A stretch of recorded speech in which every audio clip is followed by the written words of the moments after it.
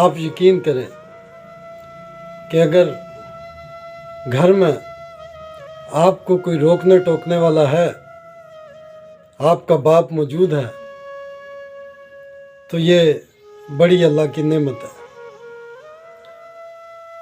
اگر آپ کو کوئی گھر میں روکنے ٹوکنے والا نہیں تو یقین کریں آپ بالکل اس پودے کی مانند ہیں جس کو کوئی پانی دینے والا نہیں، اور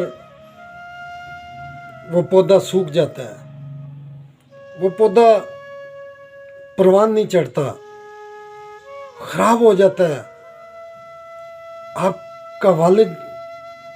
کے والد کی ایک آواز گھر میں